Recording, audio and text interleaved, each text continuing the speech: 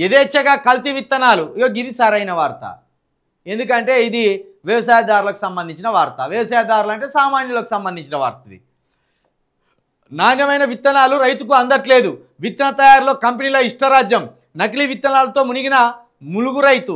రాష్ట్రానికి ప్రత్యేక విత్తన చట్టం అవసరం. తెలంగాణ వ్యవసాయ కమిషన్ వెల్లడి. రాష్ట్రంలో పరిస్థితికి అద్దం పట్టిన నివేదిక. మరి తెలంగాణ వ్యవసాయ కమిషన్ వెల్లడి. రాష్ట్రానికి ప్రత్యేక విత్తన చట్టం అవసరం. ఇప్పుడు ఉన్న రేవంత్ రెడ్డి గారు ఇది 100% మీరు చేయాలి.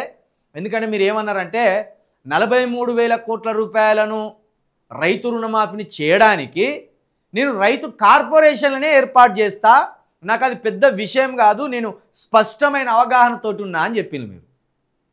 మరి మీ స్పష్టమైన అవగాహన ఏందో 18 నెలలు అవుతుంది, ఇంతవరకు అయితే బయట వల్లే. అంటే మీరు చెప్పింది నోటి మాటలే.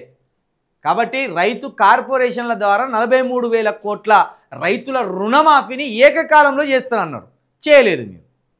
దానికి తోడు ఇప్పుడు కల్తీ విత్తనాలు సృష్టిస్తున్నారు. మరి కల్తీ విత్తనాలు చేసేటోని దొరకబట్టవలసిన బాధ్యత మీదే. ఇక్కడ వ్యవసాయ శాఖ మంత్రి గారు మరి ఏమన్నా నిద్రపోతున్నారా? తుమ్మల నాగేశ్వరరావు గారు ఇంత యథేచ్ఛగా ఈ కల్తీ విత్తనాలు తయారు చేసి మార్కెట్లోకి వదిలేస్తుంటే వ్యవసాయ శాఖ మంత్రి ఏం చేస్తున్నారు?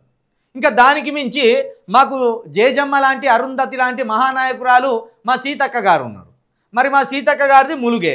మరి ములుగులోనే కల్తీ పత్తి విత్తనాలతో ఓ రైతు మరణించిండు అంటే మరి ములుగులో సీతక్క గారు ఏం చేస్తున్నారు? ములుగులో సీతక్క గారు ఏం చేస్తున్నారక్క? ప్రతిపక్షంలో ఉన్నప్పుడేమో వాడవాడ తిరిగితివి, గలి గలి తిరిగితివి. అధికారంలోకి వచ్చినాక ఇంకా వర్క్ స్పీడ్ ఉండాలా తగ్గాలా? స్పీడ్ ఉండాలి. మరి నీ వర్క్ చూస్తేనేమో పూర్తిగా పడిపోయింది.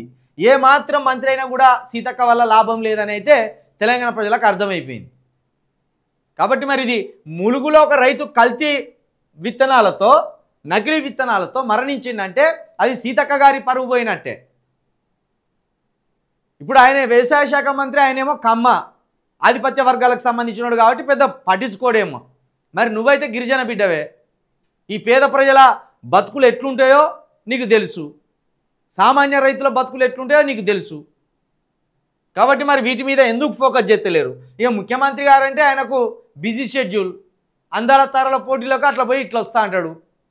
First show, second show, third show. మరి ఏ షోకి అటెండ్ అవుతారో మనకు తెలియదు. కాబట్టి అట్లుంటుంది.